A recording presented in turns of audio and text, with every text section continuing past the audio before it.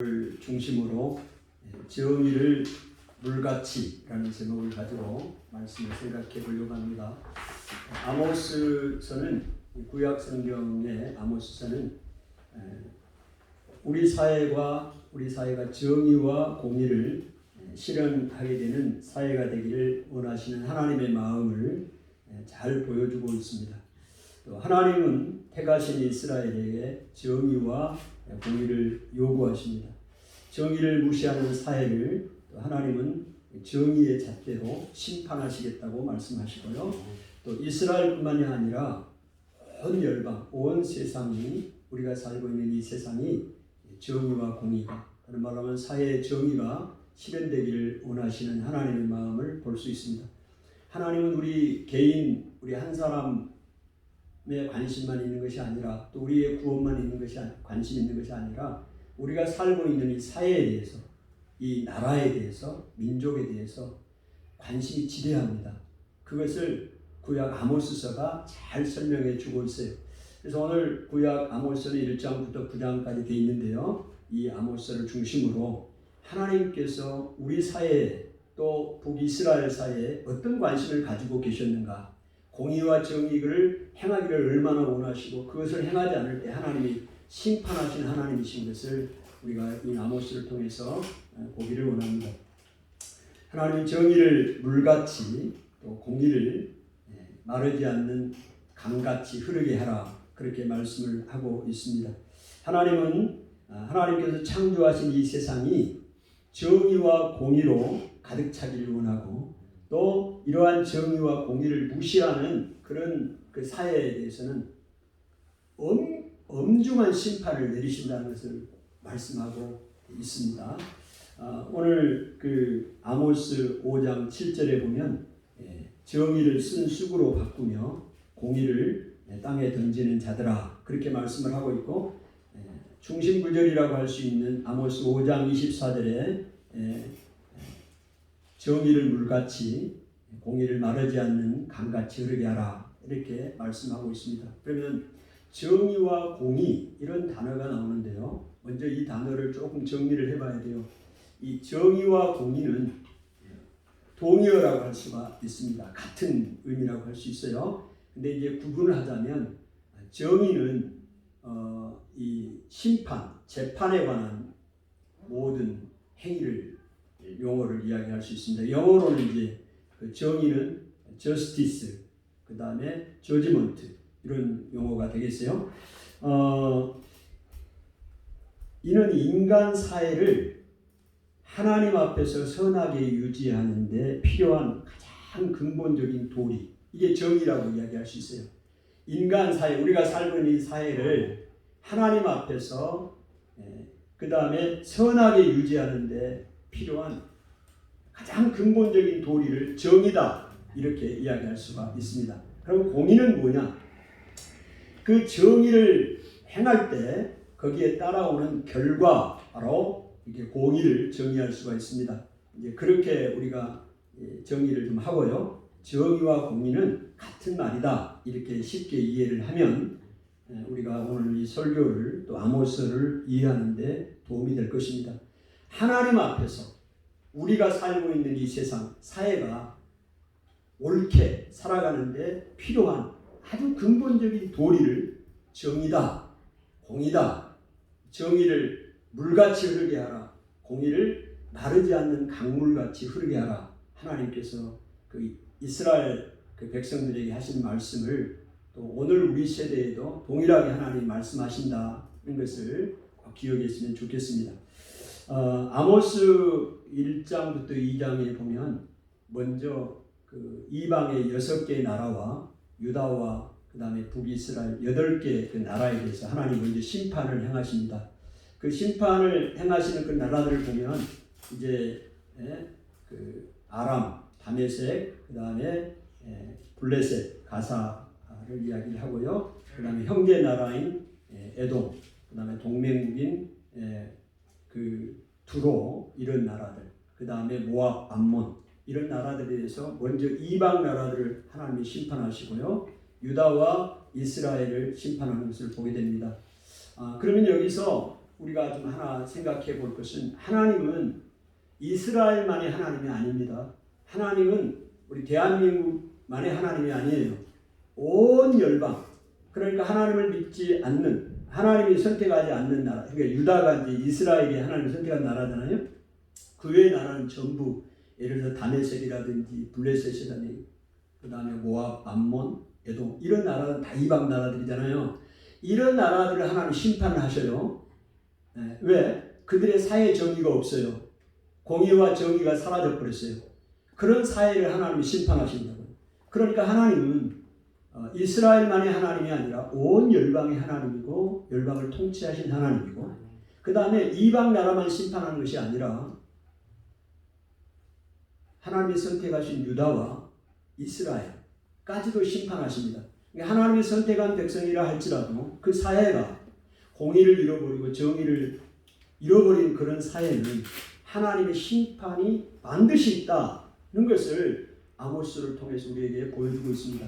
그러니까 오늘 우리가 살고 있는 이 세대 또 우리가 예수님을 믿고 하나님의 자녀가 되었지만 그럼에도 불구하고 우리가 그 하나님이 원하시는 그 정의를 버려버리고 악을 행하고 살아가면 이 땅에서도 하나님의 심판이 우리에게 있다. 이거를 분명하게 말씀하고 있습니다. 우리가 지난 시간에도 말씀을 드렸습니다만은 오늘 새로운 삶의 방식이 있다고 그랬죠. 우리가 예수님의 이름으로 예수님 믿음으로 구원을 받아요. 그렇다고 해서 우리 행위를 무시하는 게 아니고요. 반드시 우리가 행해야 할 삶이 따라온다는 사실을 말씀을 드렸고 그 다음에 연이어서도 마찬가지입니다. 우리 삶도 너무너무 중요해요. 오늘 우리 사회도 마찬가지고 불의를 행하면 하나님의 심판이 반드시 있다. 이것을 꼭 기억해야 합니다. 아모스도 1장 2장을 통해서 이야기를 하고 있고요.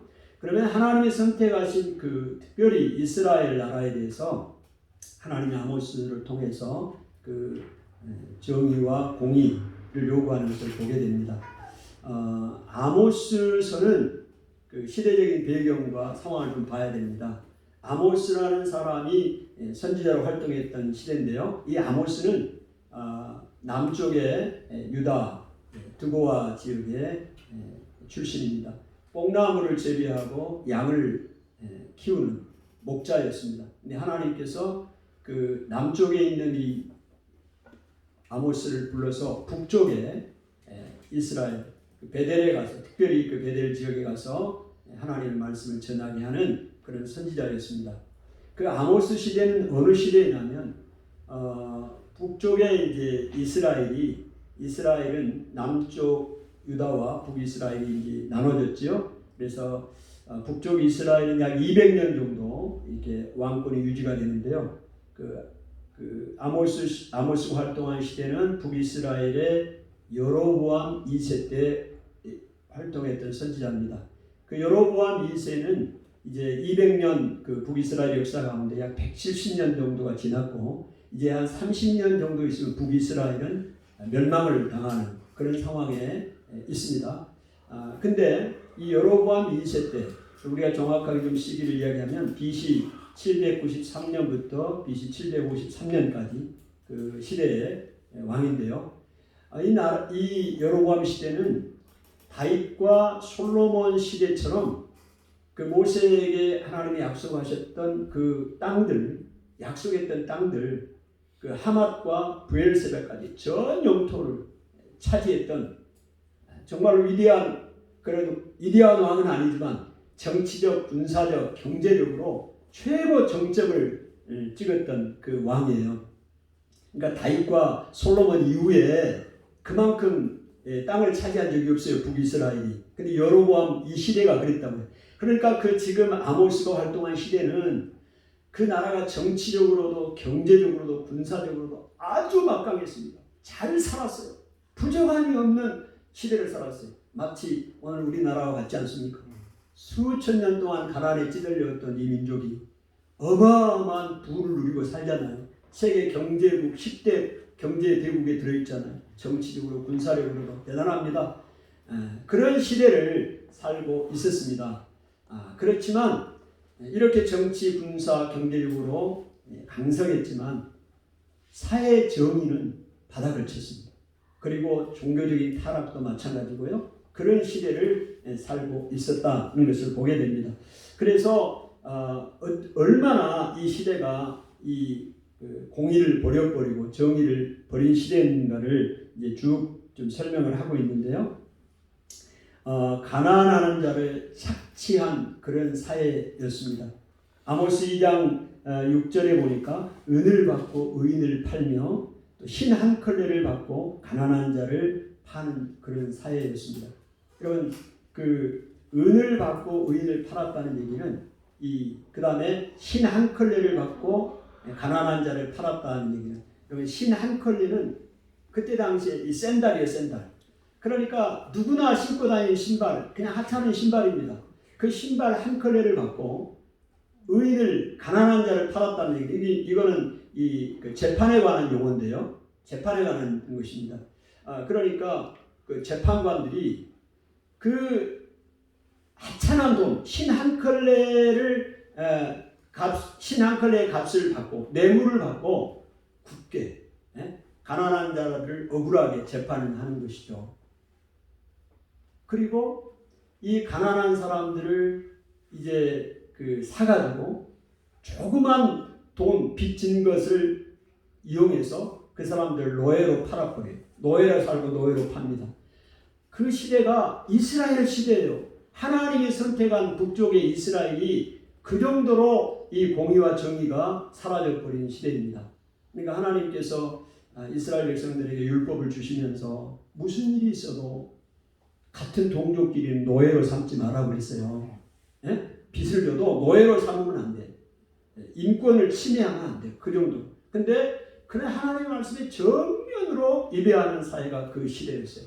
그래서 신앙걸레를 갖고 노예로 팔아버리고 그 조그만 돈, 그 돈에 그 재판관이 눈이 어두워가지고 뇌물의 적고 적음, 많고 적음의 문제를 떠나서 뇌물이라고 하면 그냥 받아먹으려고 하는 탐심으로 가득 차. 여러분 이 공의로운 사회가 유지하기 위해서 가장 마지막 보루가 어디예요? 사법부입니다. 사법부. 사법부가 부패해버리면 이 세상은 모든 것이 부패하게 될 수밖에 없어요. 아니 돈을 받고 잘못 뇌물을 받고 가난한 사람들을 억울하게 재판을 해버리면 누구를 믿고 살겠습니까? 이 사회가. 그런 시대가 이스라엘 시대였다니까요. 그게 지금 아모스 2장 6절에 이야기를 하고 있고요. 아모스 8장 6절에도 은으로 힘없는 자를 사며 흰 한 컬레로 가난한 자를 사며 아주 조그만 빚을 진 사람을 노예로 팔아버리는, 그러니까 인권이 완전히 침해가 되는 그런 사회를 살고 있었습니다. 그 다음에 전당 잡은 그 옷을 그들이 섬기는 단에서 깔고 의식행위를 행했습니다. 여러분 그 유대 사이에서 전당포가 있죠. 전당포. 자, 돈이 없어서 옷을 맡깁니다. 옷을 맡기면 그거 전당포 아시죠? 돈 잡아놓고 다시 돈 주고 돈 받으면 이제 되돌려 주는 거잖아요. 근데 하나님의 율법은 어떻게 되어 있느냐? 이스라엘 백성들의 이 겉옷은 이 바깥에 겉옷이 되고 저녁에는 이불이 되는 겁니다. 그래서 해가 지기 전까지는 돌려줘야 돼요. 전당을 잡았다 하더라도 돈을 못 갚았다 하더라도 해가 지기 전에는 다시 돌려줘야. 왜? 그 사람이 겉옷을 입고 다니고 집에 저녁에서 이불을 덮고 자야 될 거 아닙니까? 근데 이 사람들은 어떻게 했느냐? 이 부자들이 어떻게 했느냐? 전당 받은 이 옷을 잡아다가 자기들이 섬기는 이거는 하나님의 전이 아니요. 지금 자기들이 섬기는 우상, 그 신전에 들어가서 그들의 종교 의식을 행할 때 사용했고, 그 다음에 그것을 술을 먹으면서 그 밑에 깔고 그 옷을 그렇게 했어요. 이게 가난한 사람들에 대한 배려가 전혀 없는 것이죠. 그리고 자기들은 겨울궁과 여름궁을 만들어놨어요. 그래서 여름에는 그곳에가 살고 겨울에는 또 여기 따뜻한 데가 살고, 근데 거기를 상아로 장식했어요. 상아는 코끼리 뼈잖아요. 이스라엘에는 그런 상아가 안 나와요. 전부 수입품이야. 최고 최상품의 수입품 가지고 와가지고 그 여름궁, 겨울궁을 장식해서 거기서 살아. 여름에는 시원한 대로, 겨울에는 따뜻한 대로. 얼마나 사치와 향락이 극을 달합니까? 그런데도 가난한 사람들은 그 재산을 더 뺏고 착취하고 폭리를 취하고 이런 사회가 하나님이 선택한 이스라엘 사회였다. 얼마나 타락한 시대인가를 우리에게 보여주고 있습니다. 사회 정의가 실종이겠습니다. 장사하는 사람들은요, 어떻게 장사를 했느냐? 에바가 있습니다. 에바는 대요. 한 대, 두 대, 말, 그 말. 에바가 있는데요, 장사하는 사람이 이 대를 조그맣게 만들었어요. 에바를 잡기. 왜? 팔 때, 쌀을 팔 때, 콩을 팔 때 조그맣게 만들어야 조금 줄 거 아니에요. 10,000원 주고 사는데 조금만 주는 거예요. 그 다음에 세계는 은으로 만든 은의 그 단위예요. 화폐 단위. 여기는 크게 만들었어요. 그래서 돈을 더 많이 받아요. 받고 저울추도 속이고. 이스라엘 그 가운데 이 저울을 속이는 거는 그 사회가 얼마나 이 상도덕이 떨어지는. 저울을 속여버리. 지금도 속이는 사람도 있잖아요. 저울 속여가지고. 속여요.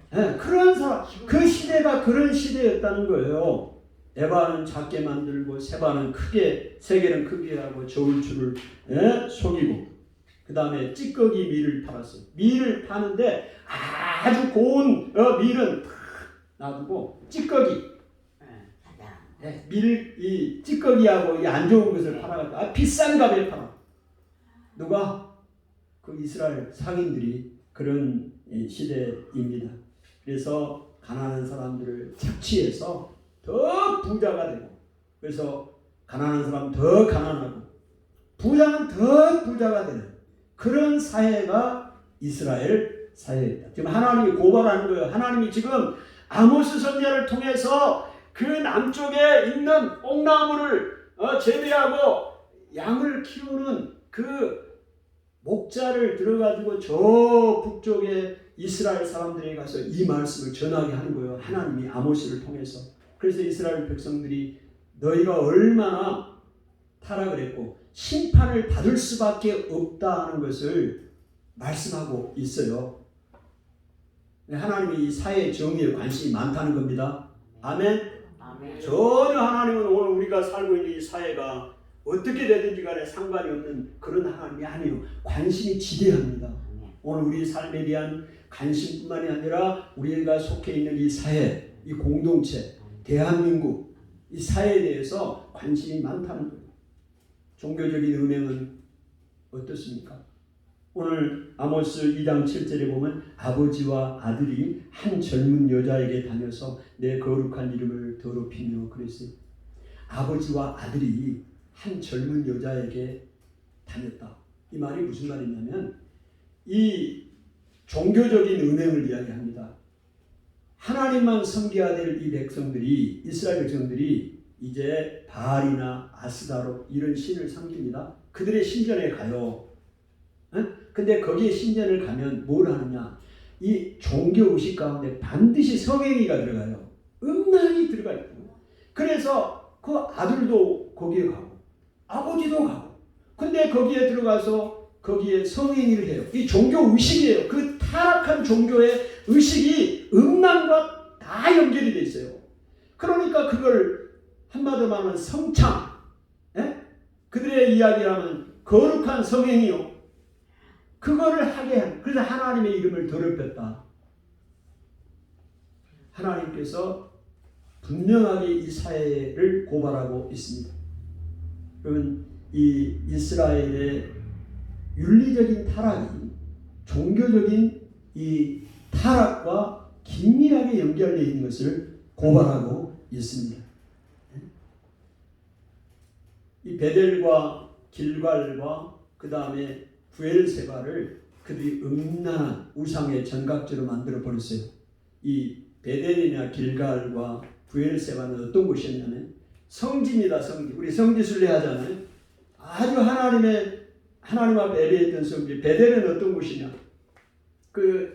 이스라엘의 조상이라고 할 수 있는 야곱이 하나님 앞에 예배를 드렸던, 최초로 드렸던 곳이 베델 아닙니까? 그 다음에 길갈은 여호수아가 이스라엘 백성들을 데리고 가나안에 들어갈 때 그 여리고를 그 요단강을 건넌 다음에 그 길갈에서 12돌을 세우고 하나님 앞에 제단을 쌓았던 곳이에요. 그리고 할례를 여호수아가 이스라엘 백성들을 할례받지 못한 그 다음 세대를 위해서 할례를 했던 거룩한 곳이에요. 길갈이. 그 다음에 브엘세바는 어떤 곳이냐? 아브라함이 그곳에서 하나님 앞에 제단을 쌓았던 것이고 그의 아들 이삭도 그곳에서 제단을 쌓았던 곳이 성지입니다. 베델이나 길갈이나 브엘세바는 북쪽의 이스라엘의 성지예요. 그런데 그곳을 이스라엘 백성들은 전부 우상을 섬기는 바알과 아스타로 그런 신들을 섬기는 그런 단으로 만들어 버렸어요. 그래서 얼마나 종교적인 타락이 그 시대에 있었는가를 보고 있습니다. 그 다음에 종교적인 타락을 극치를 달리고 있는 것이 이 아마샤라는 제사장인데요. 아모스 7장에 보니까 이 베델에 자기들의 단에 아마샤라는 제사장이 있었습니다. 이 제사장은 이 베델의 그 자기들의 단에 대제사장이 할 수가 있어요. 가장 위에 있는 사람입니다. 그런데 여기에 누가 왔어요? 아모스가 유다에서 뽕나무 키우다가 와서 하나님 말씀을 받고 와서 전하라고 읽고 왔어요. 그랬더니 이 아마샤 최고의 그때 당시에 대제사장이라고 할 수 있는 최고의 종교 지도자라는 아마샤가 이 아모스에게 이런 얘기를 해요. 아모스 7장 12절에 아모스에게 이르되 선견자야 너는 유다 땅으로 도망하여 가서 거기에서나 떡을 먹으며 거기에서나 예언하고 다시는 베델에 예언하지 말라. 무슨 얘기입니까? 지금 아마샤가 이 아모스가 무슨 얘기를 했냐면 그 북이스라엘을 향해서 하나님의 말씀을 전합니다. 하나님께서 반드시 이 그 왕을 치겠고 그 다음에 그 이스라엘이 이제 쫓겨가고 멸망하게 될 것이다 이야기를 선언을 해요. 그랬더니 이 이야기를 들은 아마샤 대제사장이 이야기를 합니다. 뭐라고요? 선견자야 유다 땅에서 유다 땅으로 도망하여 가서 거기서나 떡을 먹으며 거기서나 예언하고 다시는 베델에서 예언하지 말라. 이 선지자에게 예언하지 말라고 합니다. 하나님의 말씀을 전하는데 말하지 말라고 그래요. 왜 말하지 말라고 합니까? 너무 듣기에 불편하거든. 자기는 지금 하나님의 제사장이 되어 있으면서도 우상을 숭배하고 종교 혼합주의에 빠져 있고 자기의 기득권 그것을 놓치기 싫은 거예요. 그런데 하나님의 선지자라는 사람이 와서 지금 그것이 잘못됐다고 이야기를 하잖아요. 이 나라가 망한다고 이야기를 해요. 그렇게 살면 안 된다고 이야기를 하잖아요. 듣기 싫은 거예요. 자기가 누리고 있는 기득권을 놓고 싶지 않는 것입니다. 그래서 너는 너의 고향으로 돌아가서 거기서나 떡을 먹으며 거기서나 예언을 해라. 여기서는 예언하지 말라. 예언자에게 선견자에게 하나님의 말씀을 전하지 말라고 하는 것입니다. 거기서 나가서 떡이나 먹으라는 얘기는 무슨 얘기예요? 그때 당시에도 거짓 선지자는 많았어요. 직업적으로 떡을 먹기 위해서 양식을 구하기 위해서 예언하는 거짓말로 예언하는 그런 선지자들이 많았다고요. 오용 선지자들이 많았다고요. 그래서 거기나 가서 너 밥벌이나 해라. 여기서는 예언하지 말라. 신경 쓰지 말라는 거죠. 하나님 말씀을 듣기 싫어하는 겁니다. 이러면 이 아마샤가요. 자기가 섬기고 있던 아이 나라의 여로보암 왕 여로보암 2세에게 사람을 보내서 이야기를 합니다. 이 아모스가 왕을 모반하고 이 나라를 망한다고 하니 우리나라가 이 땅이 받기 어려운 말을 하고 있습니다. 그렇게 이야기를 하고 있습니다. 오늘 아모스 선지자가 했던 이야기를 왜곡합니다. 그 말을 왜곡해요. 마치 그 에덴 동산에서 그 사단이 하와에게 들어가서 하나님의 말씀을 왜곡해서 전달한 것처럼 이 아마샤 제사장도 아모스 선지자가 예언했던 말을 살짝 비틀어요. 중요한 말은 빼고 자기의 유리한 말만 해요. 무슨 얘기냐? 이 종교적인 제사장이 권력의 시녀가 되어 있어요. 명예의 시녀가 되어 있고 물질의 시녀가 되어 있습니다. 이 아마샤가요. 여러분, 오늘날은 다를까요? 오늘 종교적인 지도자들이 잘못하면요, 권력과 명예와 물질의 시녀로 전락할 수 있어요. 아마샤가 그랬다니까요. 정치적으로 왕에 대해 거짓말을 해서 왜곡해서 이 선지자를 입을 막게 하는 거예요.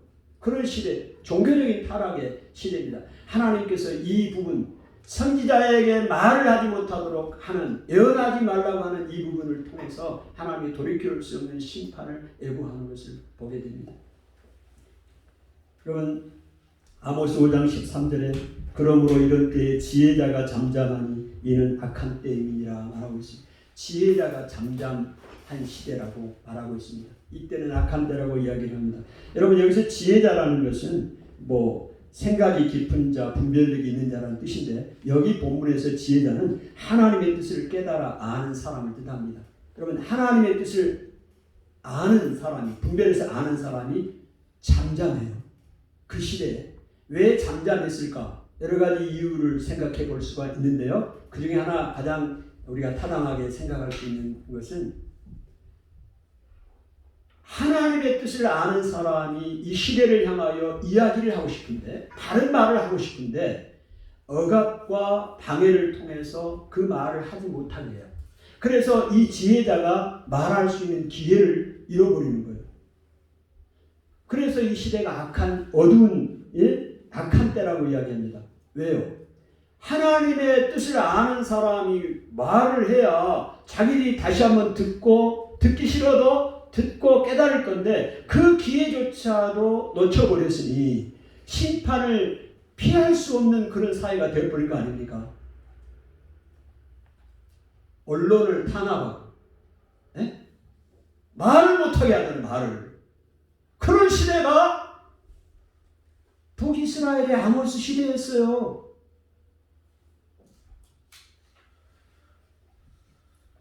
하나님의 사람들이 말을 못하고 있잖아요. 침묵하고 있잖아요. 여러 가지 이유로. 그 시대도 마찬가지입니다. 여러분, 이런 북이스라엘 시대적인 상황 가운데 쭉 하나님이 고발해요. 지금 여러 가지 고발을 했어요.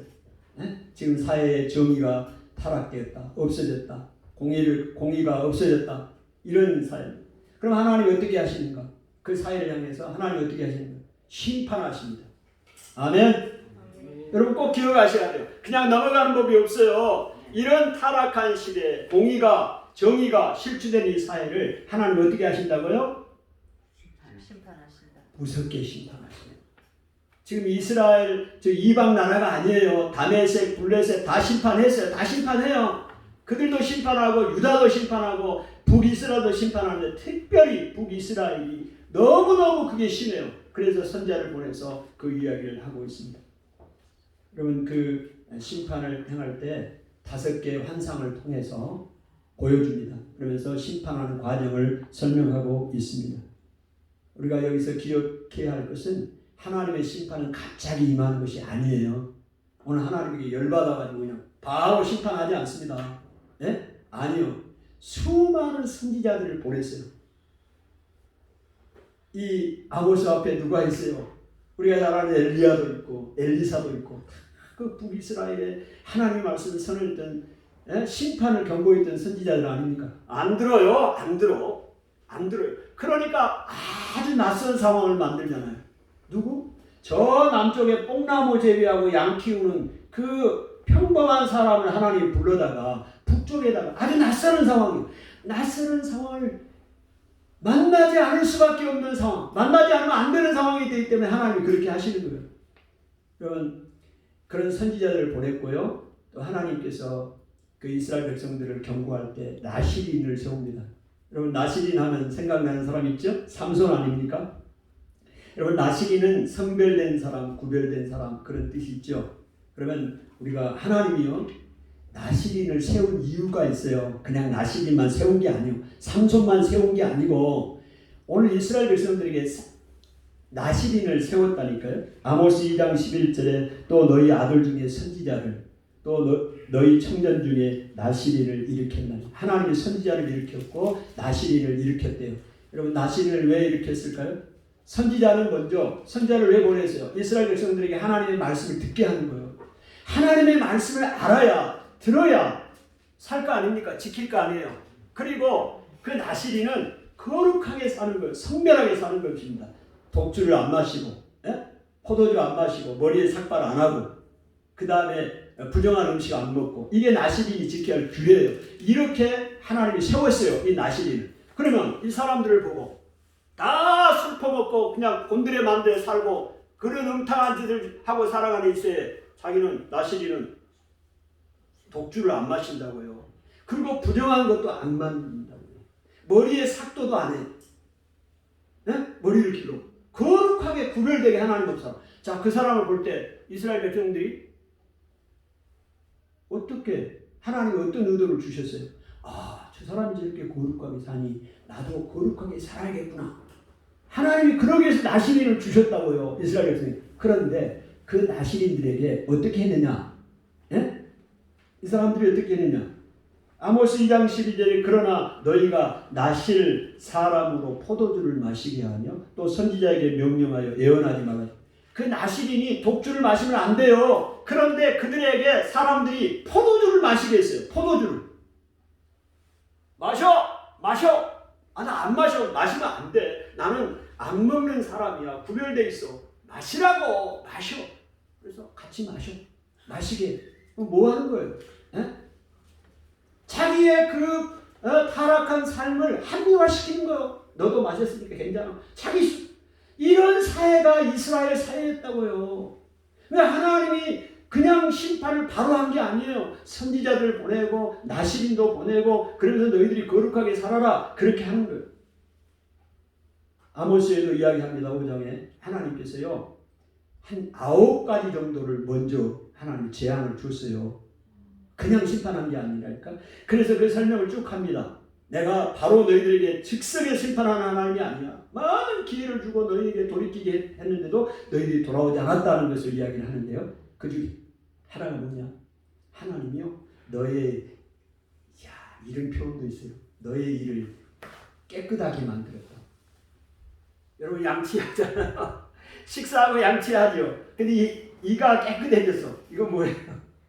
양치할 필요가 없어요. 먹을 게 없어. 먹을 게. 하나님이 이스라엘 백성이 이게 재앙으로 경고로 주신 거예요. 주었다는 걸 이야기합니다. 너의 일을 깨끗하게 했고 그 다음에 추수하기 3개월 전에 비를 내리지 않았대. 아니 늦은 비가 와야 곡식이 여뭅니다. 근데 비를 안 주셨대요.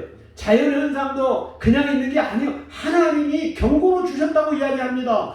비를 주시지 않았대. 그래서 다 비를 안 주면 모든 지역에 비를 안 주면 이거 우연이야 이렇게 생각할 수 있을 거 아니에요? 그래서 하나님이 얼마나 이게 세밀하시냐면요.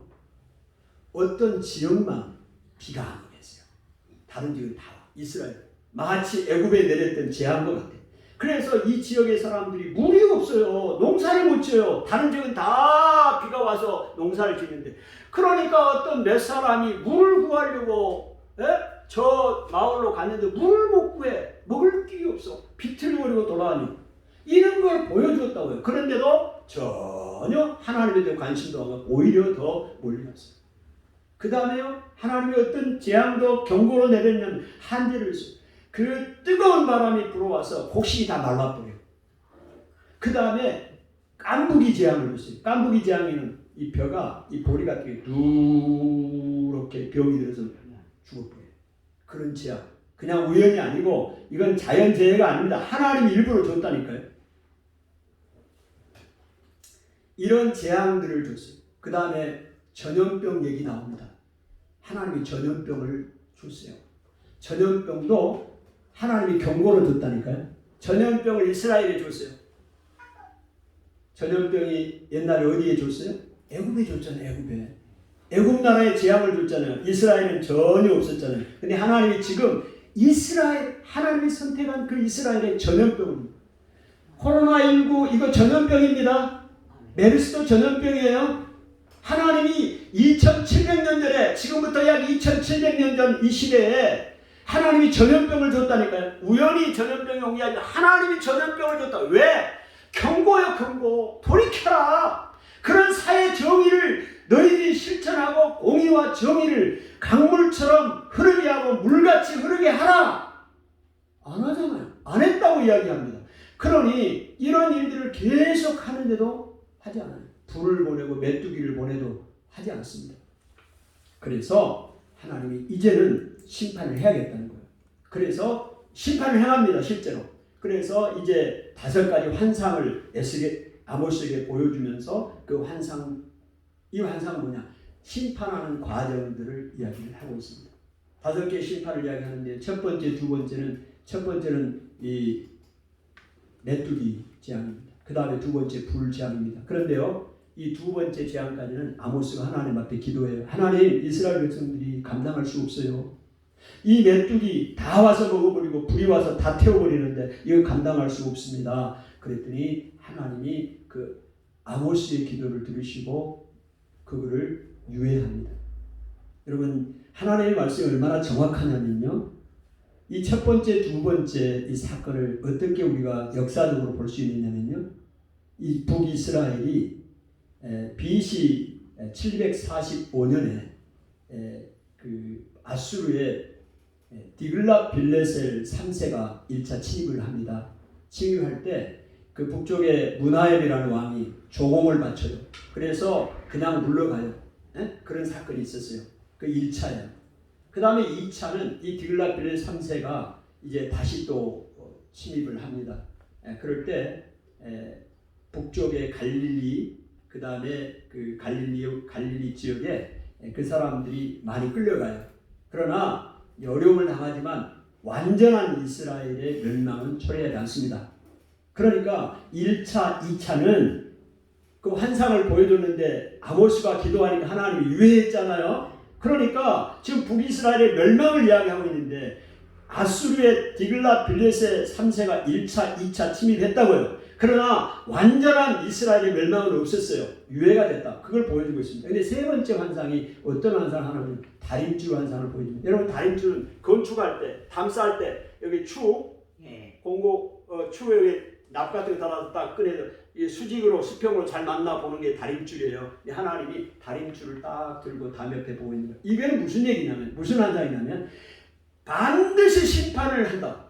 심판할 수밖에 없다. 그거를 보여주는 환상이에요. 자, 그래서 결국은 어떻게 됩니까? 그것이 이제 심판이 되는데 BC 724년에 살마네셀 5세가 북이스라엘을 침략합니다. 그래서 침략을 하고 그 다음에 그 이틀 이 BC 722년 2년 후에 사르곤 2세에 의해서 완전하게 북이스라엘이 멸망하게 되는 것을 보여주고 있습니다. 자, 어쨌든 이 환상을 통해서 그렇게 보여주고 있고, 그 다음에 그 흰 광주리 한 여름 과일 한 광주리 심판도 보여주고 있고요. 또 그런 부분들을 보여주고 있습니다. 네, 그래서 또 성전이 항상 이제 문지방이 파괴되는 환상, 5가지 환상을 통해서 이제 북이스라엘이 멸망을 당하게 될 것을 보여주고 있습니다.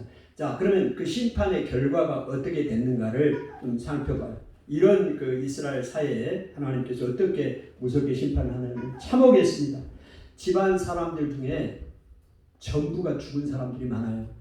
그래서 죽었으니 장사를 지내야 되잖아요. 전부 죽었어요. 그래서 죽었으니 장사 지낼 사람이 없어요. 지금 북이스라엘 이야기하는 거예요. 하나님이 심판을 이렇게 하는 겁니다. 그래서 친척이 와서 장사를 지냅니다. 그것도 조용히. 조용히 지내. 그런데 그래서 더 장사 지낼 사람 없어? 그랬더니 안에서 조용히 해. 우리가 여호와 이름을 부르지 못해. 왜 여호와 이름을 못 부르냐? 그 여호와 이름을 불렀다가 더 재앙을 당할까봐 그런 시대가 되어버렸어요.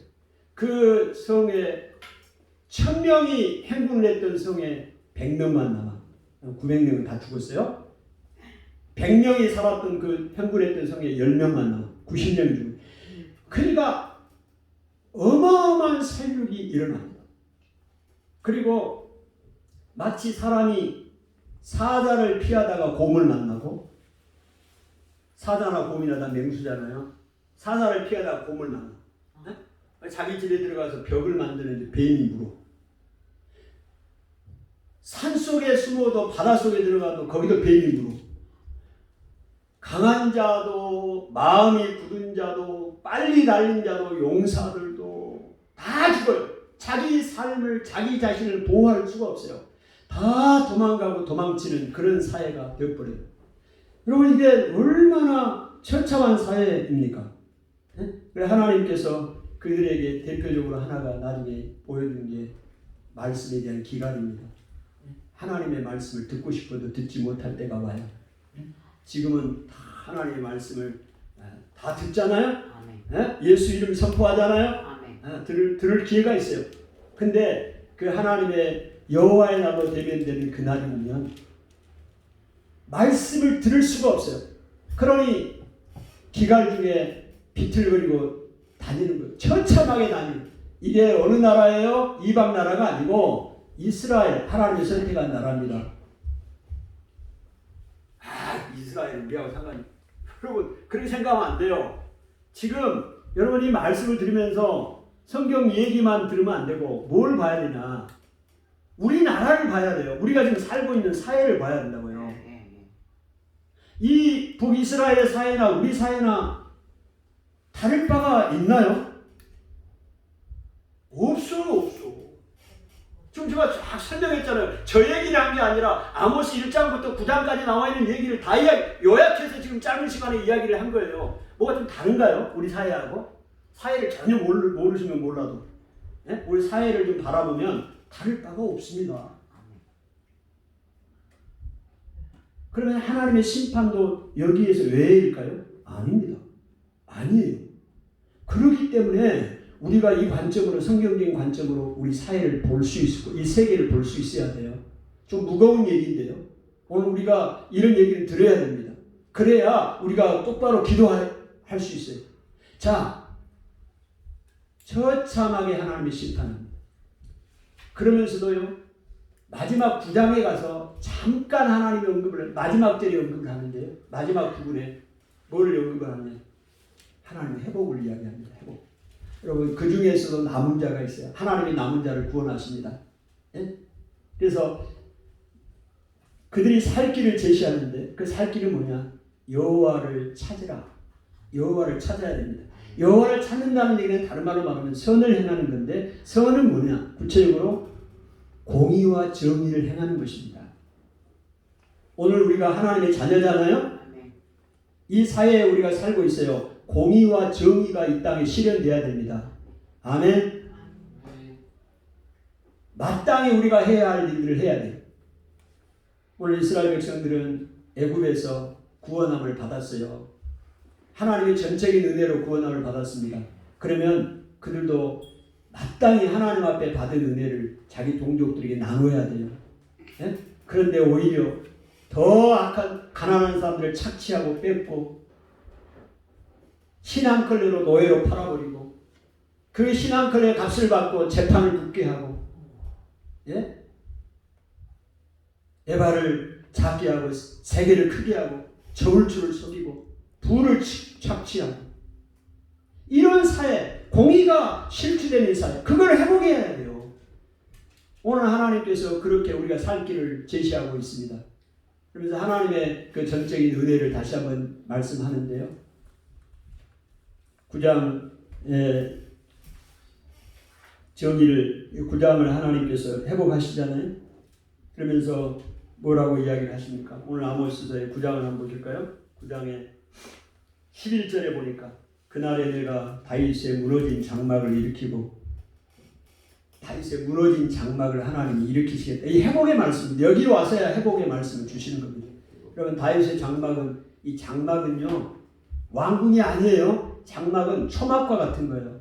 천막과 같은 겁니다. 옛날 한글 개혁한글에 천막이라고 표현해요. 다윗의 천막. 아주 초라한 거예요. 그러니까 다윗의 왕궁을 다시 회복시킨다는 얘기가 아니에요. 이 다윗의 장막을 다시 일으킨다는 얘기는 예수 그리스도 메시아가 이 땅에 다시 와서 남은 이방인들을 구원하시겠다. 남은 자들 또 이방인들 구원하시겠다. 그래서 우리에게 소망을 주는 메시지죠. 하나님이 다시 그 물질적인 회복도 주시겠다고 이야기를 합니다. 어쨌든 오늘 아모스서를 통해서 우리에게 주시는 말씀은 무엇인가? 오늘 우리 사회에 주신 말씀이에요. 오늘 대한민국에 주신 말씀이라고. 하나님은 이 땅에 공의와 정의가 실현되기를 원하시고 이 사회에 굉장한 관심을 가지고 계시고 그럼 우리 대한민국에도 이 정부, 이 사회에도 대단한 관심을 가지고 계신다. 아멘. 공의와 정의가 실추된 사회는 하나님이 이스라엘을 엄격하게 심판을 하셨던 것처럼 온 세계에도 정의와 공의를 잃어버린 그런 사회는 하나님의 심판이 있다. 오늘 우리가 다시 살 길은 여호와를 찾는 길이고 공의와 정의를 다시 찾고 하나님을 찾는 길이다. 아멘. 그런 은혜가 우리의 삶에 우리 나라의 사회에 있기를 원합니다. 기도합니다. 하나님 아버지 은혜를 감사합니다. 오늘 아모스서를 통해서 하나님께서 우리 사회 또 이스라엘 사회에 하나님의 정의와 공의가 어떻게 실현되기를 원하신가를 보았습니다. 하나님은 이 세상의 통치자이십니다. 이 세상이 이 사회가 하나님의 정의와 공의를 실현하기를 원합니다. 그렇지 않을 때 하나님이 심판을 행하시는 하나님이십니다. 하나님 오늘 우리가 이 사실을 분명하게 깨닫고 우리의 삶에 우리 사회 가운데 하나님의 정의와 공의가 실현되게 하시고 하나님을 찾게 하여 주옵소서. 예수님 이름으로 기도하옵나이다.